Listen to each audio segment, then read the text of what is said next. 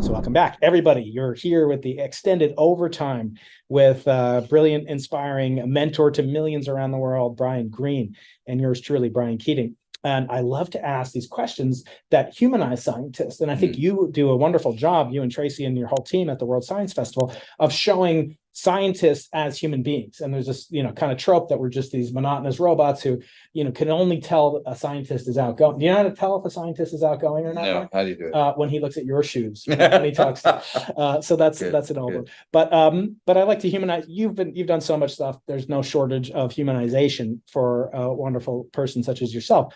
But I love to ask these questions to get to kind of the soul of hidden reality, to use a phrase that you coined, or twisted. They're all related in some way to Arthur C. Clarke, because the name of this podcast, the Into the Impossible podcast, as you'll find out if you don't know, came from Sir Arthur C. Clarke's sentiment. He was very quip-worthy, and one of his quips was, the only way of determining the limits of the possible is to go beyond them into the impossible. And so at UC San Diego, I'm the associate director of the Arthur C. Clarke Center for Human Imagination. Long-winded way to say that we're going to talk about all these different things related to Arthur C. Clarke. I assume you've seen 2001: A Space Odyssey. Not in a long time. Me neither, but yes. I saw it in 2001. Yeah. But in that movie, there are these strange things, these monoliths that open in the beginning of the movie. There are these baboon type things. Yeah. There are hominids in the savannah of Africa hitting it with a bone, trying to crack it open.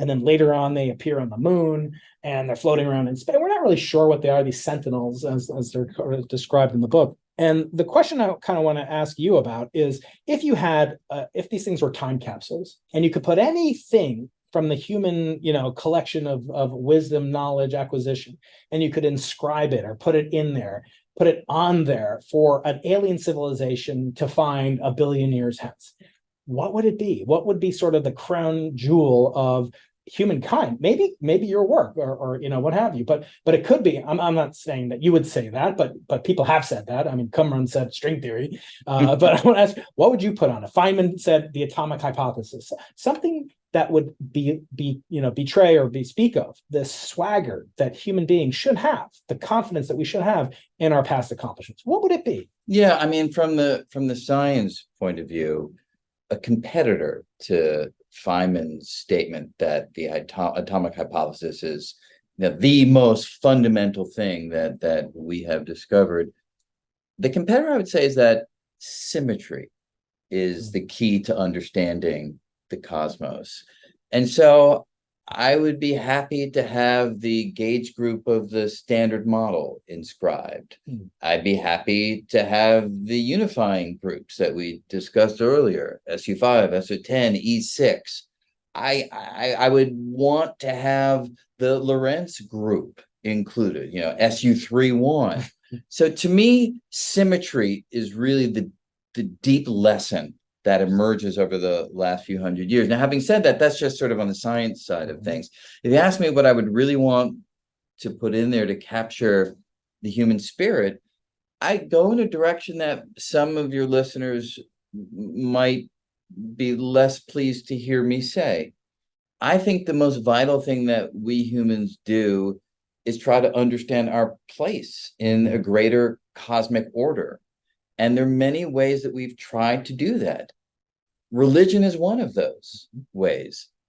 Religion is not the answer to scientific questions, but does it wonderfully illustrate the deep urge that we have to feel part of something grander? I think that really does say something about us. So I'd want to include that. I want to include the great musical compositions that have that longing and that urgent sense of trying to understand the world, from Brahms and Beethoven to Bach. I mean, there are so many deeply moving and poetic ways that, again, we've tried to understand how we fit in.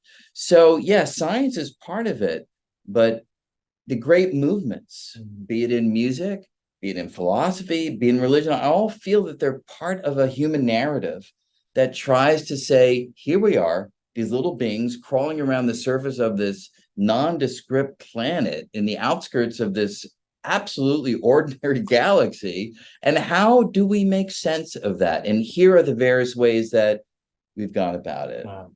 Well, it's very serendipitous that you say that. I asked that of Andurian, as I ask all my guests that honor me by coming on. And I said, what would you put on a time capsule that would last a billion years? She said, oh, I did that. Yeah, true. She did Yeah, the Voyager Golden Record. that's Actually, right. what she put on it is harkens back to, it was the first example of ethno music, world music, because they put on samples from all these That's fantastic. tribes, Yeah, right. and she also, they had her ECG. They scanned her brain, EEG, where they scanned her Right, brain, right. and she was just had fallen in love with Carl, and so that's on a record flying, on its way to Proxima Centauri. The next kind of shout out to Sir Arthur C. Clarke is this famous phrase that any sufficiently advanced technology is indistinguishable from magic. Yeah. So tell me, what technology, you're a theorist, but what technology is most exciting to you, that either in physics and science, or could be in the commercial sphere, AI, it could be anything. Yeah, it's not particularly original. You just mentioned it. I would say that AI at the Have you moment, played around with it? Or I've played around with it. We did actually a program at the World Science Festival in September on it, which will be come out at some point.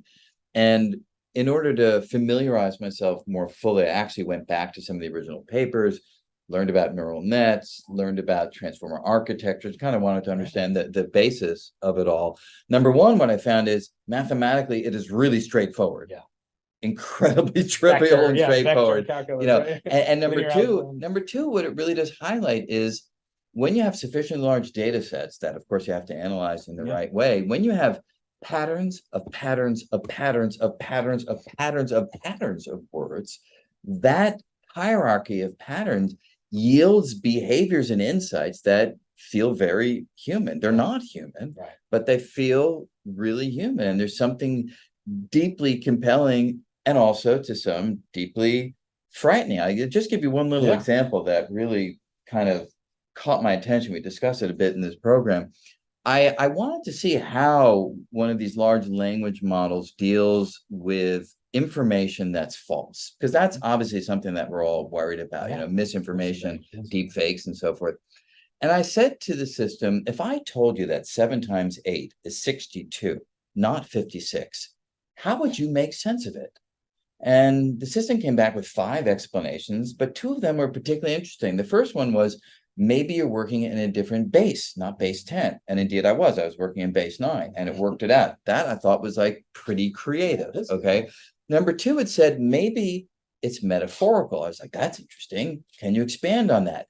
And the system said, yes. Imagine there's a land called Numeralia, in which 7 represents truth and 8 represents friendship, and 62 represents the deep bond between people that share truth and friendship. So when people get together, they exchange tokens, it said, a 7 and an 8, and that puts them together in this union called 62. And I looked at this thing. I know it's not a human. I know it's not intelligent in the way that we normally think about intelligence as a human being, but it was really kind of an amazing moment. So it feels to me that we may be at one of those rare inflection points where things really change. I love AI, especially when it hallucinates, because I'll ask it, who is Brian Keating? And we'll say, Brian Keating is a cosmologist, check. University of California, San Diego, check. He's the author of Losing the Nobel Prize, check. Into the Impossible, check. The Elegant Universe, so my book sales go up, and my Amazon ranking seems high. But actually, I think about, and maybe just a quick diversion, when you think about what Einstein called his happiest thought, the thought that gave him heart palpitation. It was the Einstein equivalence principle, that an observer in free fall would experience no gravitational field. Like on the tail wagging the dog. You don't need me to teach it, but that was what he said. Now, I ask you, Brian, to what extent could a computer have a happy thought? Could it view and value embodiment and visceral sensation? I've had Noam Chomsky on. He believes it's not possible, that there's something about the visceral nature of the human body that leads to generative intelligence of a true nature, like creating the Einstein equivalence principle. Do you think we'll have, AI AE, artificial intelligent Albert Einsteins, or do you think they'll just kind of supplement? Maybe they can retrodict, but they won't be able to predict new laws of physics? No, I unlike Noam Chomsky, I really don't think there's any special about the substrate called the human body or even the human brain. I, again, don't know, but my suspicion is that if you have a sufficiently powerful computational system, along with that computational power comes a certain kind of conscious sensation. So I really don't see consciousness as something special that's added on top or needs a body or needs flesh and blood. I see it as something that goes hand in hand with a certain depth of computational capacity. So I really do think we'll have artificial systems that have sensations and that truly are feeling them. And look, it's very difficult to check that. Yeah. I don't even know if you're having real sensations. I think you are, based upon my understanding and my theory of mind, and every piece of data suggests that we're very similar in terms of, roughly speaking, the Can't get me kinds out of of your experiences, office. right? It's 9 But o'clock at night. but you know, when it comes to a system, an artificial system, it'll be very hard to check it, just like it's hard to check for you. But if that system is crying and really tells me it's depressed and explains to me why it's depressed, Circuit board, you and know, I blew a capacitor. I think it'll be pretty convincing, you know. I used to drop on my former department chair, Dmitry Basov. I used to drop on him the following quip from Sir Arthur. He used to say, for every expert, there's an equal and opposite expert. So whenever Dmitry would give me too many community assignments, and I hope you'll give him my best when you see him. He's my chair too, by the way, just so everybody now. You guys stole him away. Yes. There's a guy who told me that we hired you, Brian, because we think you'll win a Nobel Prize someday. And I didn't know who he was at the time, but it was early on in my career, and I looked up who's Nikolai Basov. Look up who that is. That was his dad, co-inventor of the laser, right? Along with a former denizen of this building, Charlie Towns. Oh yeah, so there's a deep connection between Columbia and the laser. Anyway, I learned that. Yeah. Amazing. The quote that I want to turn to now is the following. Sir Arthur said, when an elder, God forbid, hasta shalom, I'm calling you elderly, but when an elderly but distinguished scientist says something is possible, he is very likely to be right. But when he says something is impossible, he's very likely wrong. I want to ask you, Brian, what have you been wrong about, if anything? What have you changed your mind about? What would you like a mulligan over? I, for instance, never thought that we would have a real proposal for the foundational equations of string theory by today. And because of this work that goes by the name of duality and ADF-CFT correspondence, we're really close to that, at least in certain circumstances. And so that to me was something that was like 100 or 200 years off back, say, in the 80s and early 90s, and was completely wrong on that front. Gravitational waves. When I'd hear people talk about building gravitational wave detectors, I couldn't help but laugh. It's impossible. Back in the 80s and 90s, it was just impossible. You will never be able to do this thing, and yet, we now have directed 2015. So it didn't even take 100 years, right? It just took, 20 years from the time that I thought it would be impossible. So yes, I'm continually amazed by what my colleagues are able to do. And you're right. I mean, you basically need to tell the right experimenter that something's impossible, and then 20 years later they'll do it. Go ahead and do it. Yeah.